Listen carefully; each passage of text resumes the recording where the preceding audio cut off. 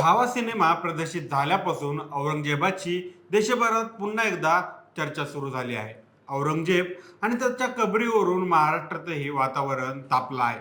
याच दरम्यान राष्ट्रीय स्वयंसेवक संघानं म्हणजेच RSSनं औरंगजेबावरून सुरू असलेल्या वादाला आता नवा आयाम दिला आहे. औरंगजेबानं ज्या बाबाची हत्या केली त्या दारा शिकोहाला का आदर्श म्हटलं जाऊ शकतं याबाबत संघानं भाष्य केलं आहे. संघाचे सरकार्यवाह दत्तात्रय होसबळे यांनी औरंगजेब आज प्रासंगिक का नाही या संघटनेच्या भूमिकेचं समर्थन केलं. त्याचबरोबर दारा शिकोहच्या जागी औरंगजेबाला देण्यात आलेल्या अयोग्य प्रतिष्ठेवर प्रश्नचिन्ह उपस्थित केले आहे. अखिल भारतीय प्रतिनिधी सभेच्या 3 दिवसीय बैठकीच्या शेवटी पत्रकार परिषदेला संबोधित करताना होसबळे यांनी याच्या संघटनेचा मुघल सम्राटाला विरोध असल्याचं स्पष्ट केलं. भारताच्या नीतीच्या किंवा नैतिकतेच्या विरोधात गेलेल्या व्यक्तीला म्हणजेच औरंगजेबासारख्या आयकॉन बनवायचं की इतर जन्मलेल्या भारतीयाच्या नीतीप्रमाणे चालणाऱ्या लोकांना आयकॉन बनवायचं, असा प्रश्न होसबळे यांनी उपस्थित केला. आता यामुळे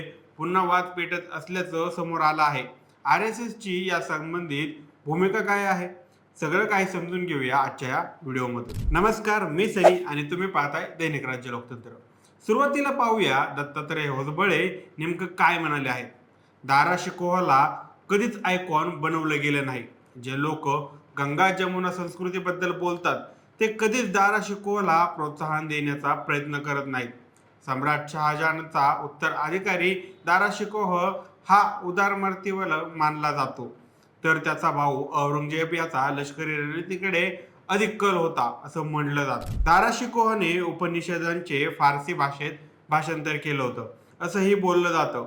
होसबळे पुढे म्हणाले की स्वातंत्र्य मिळालेल्या प्रत्येक देशाचा निर्णय घेणं हा अधिकार आहे. इंग्रजांविरुद्धच्या स्वातंत्र्याचा लढा हा एकमेव स्वतंत्र लढा नाही.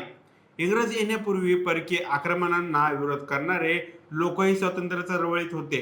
राणा प्रताप यांनी जे केलं ती ही स्वातंत्र्य चळवळच होती. होसबळे त्यांच्या मते हा परदेशी विरुद्ध स्वदेशी किंवा स्वधर्म असा प्रश्न नाही. ते म्हणतात की व्यक्ती ख्रिश्चन जरी असला तरी देशाबद्दलची ही धारणा आहे. त्यामुळे जे लोक आक्रमक मानसिकतेने पीडित आहेत ते आजही आपल्या देशासाठी धोकादायक आहेत. पूर्वी औरंगजेब मार्ग नावाचा रस्ता होता, तो बदलून अब्दुल कलाम रोड करण्यात आला. पाहूया नेमका हा दारा शिकोह नेमका कोण होता. दारा शिकोह हा औरंगजेबाचा मोठा भाऊ होता. तो आजोबा अकबरासारखा विद्वान होता आणि शहाजहानचा आवडता मुलगा देखील होता. तत्वज्ञान आणि गूढवादाकडे त्याचा अधिक कल होता. उपनिषदांच्या काही भागांचा फारसीमध्ये भाषांतर करण्याचं श्रेय त्याला जातं. त्यानं उपनिषदांच्या प्रमुख भागाचं भाषांतर करण्यासाठी तज्ज्ञांची ही मदत घेतली होती. तो एक सुफी विचारवंत होता. त्यानं सुफीवादाला वेदांत तत्वज्ञानाशी जोडलं होतं. अनिरुद्ध कनसेट्टी यासारख्या इतिहासकारांनी असंही लिहिलं आहे की जर औरंगजेबानं वडील मृत्यूशय्येवर असताना आपल्या मोठ्या भावाला युद्धात मारलं नसतं तर भारतीय उपखंडाचं चित्र आज वेगळं असतं. काही लोकांना औरंगजेबाची औलाद असं म्हटलं जातं. अशा वेळी समाजात एकोपा कसा राहू शकतो असा सवालही त्यांना केला.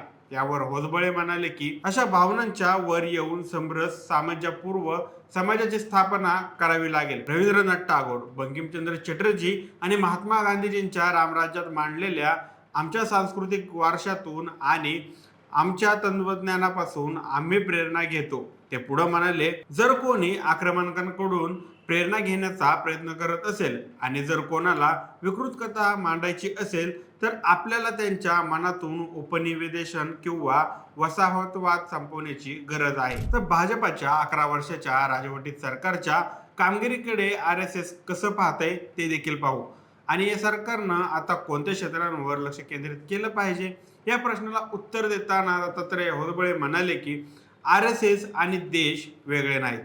सरकारनं काय करावं आणि काय करू नये हे आम्ही सांगणार नाही. RSS कडून प्रेरणा घेणाऱ्या प्रमुख संस्था आहेत ज्या सरकारशी संवाद साधतात. गरज पडल्यास काही यंत्रणा आहेत जे त्यांचं काम करतील. लोकांना त्यांचं मत मांडण्याची संधी मिळते. यावर्षी RSS 100 वर्ष पूर्ण होत आहेत. अशा स्थितीत ही संस्था कोणत्याही निकषांवर आपली कामगिरी मोजणार यावर होसबळे यांनी उत्तर दिलं आहे. हा एक शैक्षणिक चर्चेचा विषय आहे. आमच्याकडे कामगारांचं मूल्यांकन करण्यासाठी कोणतेही निकष नाहीत.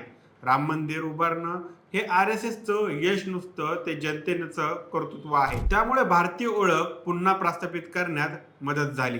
आमच्या दृष्टिकोनातून RSS ही एक हिंदू संघटना आहे. आम्ही हिंदू आहोत हे सांगायला आम्हाला अभिमान वाटतो. ही एक सांस्कृतिक, आध्यात्मिक आणि एक सभ्य अभिव्यक्ती आहे. हे धर्माबद्दल नाही. विविधतेमुळे हिंदू समाजाचं संघटन करणं अवघड काम होतं, परंतु हिंदू समाज पुन्हा जागृत होत आहे असं म्हटलं पाहिजे. अंतर्गतरित्या अनेक सुधारणा करण्याची आवश्यकता आहे हे त्यांनी मान्य केलं. ते स्पष्ट करतात, अस्पृश्यता आणि स्त्रियांची समानता या दोन्ही गोष्टी मानकानुसार योग्य नाहीत. संघाचा असा विश्वास आहे. अधिकृत आंतरजातीय विवाह व्हायला हवेत यासाठीचा संदेश शाखांच्या माध्यमातून दररोज दिला जातो असं एकंदरीत ते म्हणाले आहेत. आता या माहितीबद्दल तुमची काय मत आहेत आम्हाला कमेंट करून नक्की कळवा. आणि जर राज्य लोकतंत्र चॅनलवर नवीन असाल तर चॅनलला नक्की सबस्क्राईब करा. धन्यवाद.